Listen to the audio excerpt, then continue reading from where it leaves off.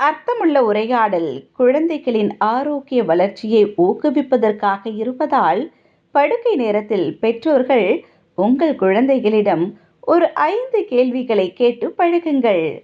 இரவு நேரம் என்பது பெற்றோர்களுக்கும் குழந்தைகளுக்கும் ஒரு சிறந்த நேரமாகும்.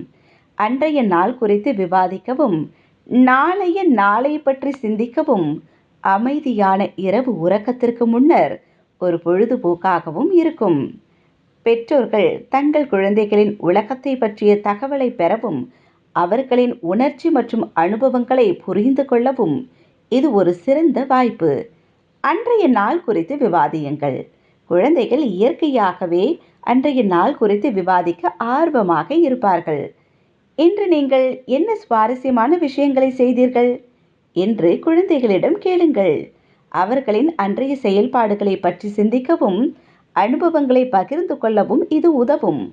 இந்த கேள்வி குழந்தைகளின் தினசரி கற்றல் பழக்கத்தை ஊக்குவிக்கிறது.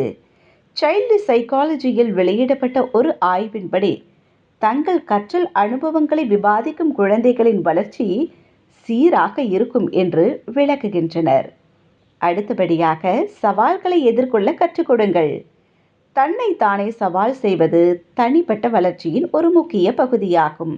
பொதுவான கேள்விகளை கேட்பதற்கு பதிலாக, இன்று என்ன சவால்களை எதிர்கொண்டீர்கள் என்று மாற்றி கேட்டு பாருங்கள்.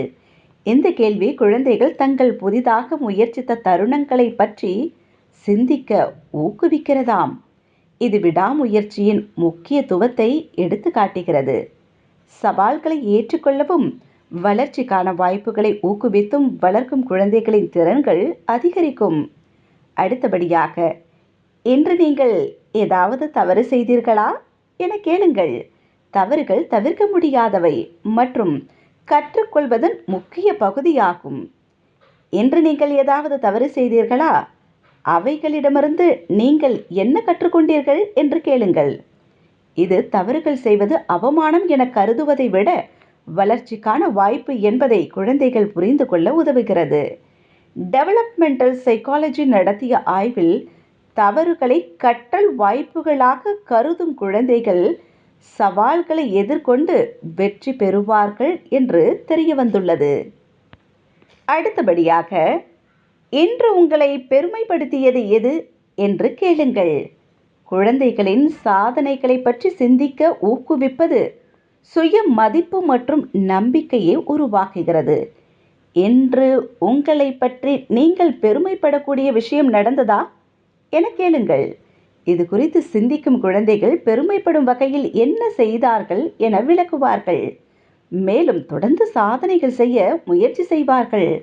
தங்கள் சாதனைகளை பற்றி தொடர்ந்து சிந்திக்கும்படி கேட்கப்படும் குழந்தைகள் கல்வியில் சிறந்து விளங்குவார்களாம். அடுத்தபடியாக, நாளை என்ன எதிர்பார்க்கிறீர்கள்? எதிர்காலத்தை பற்றிய எதிர்பார்ப்பு எப்போதும் குழந்தைகளுக்கு இருக்கும். நாளைக்கு என்ன எதிர்பார்க்கிறீர்கள் என்று கேட்கும்போது, நேர்மறையான எதிர்பார்ப்புகளில் கவனம் செலுத்துவார்கள். இது ஒரு நேர்மறையான கண்ணோட்டத்தை ஊக்குவிக்கிறது மற்றும் குழந்தைகள் இலக்கை அமைக்கும் திறன்களை வளர்க்க உதவுகிறது. நம் குழந்தைகளை இப்படியாக கேள்விகள் கேட்டு பதிலை வாங்கி மோட்டிவேட் செய்வோம். வல்லவன் உங்களில் ஒருவன்.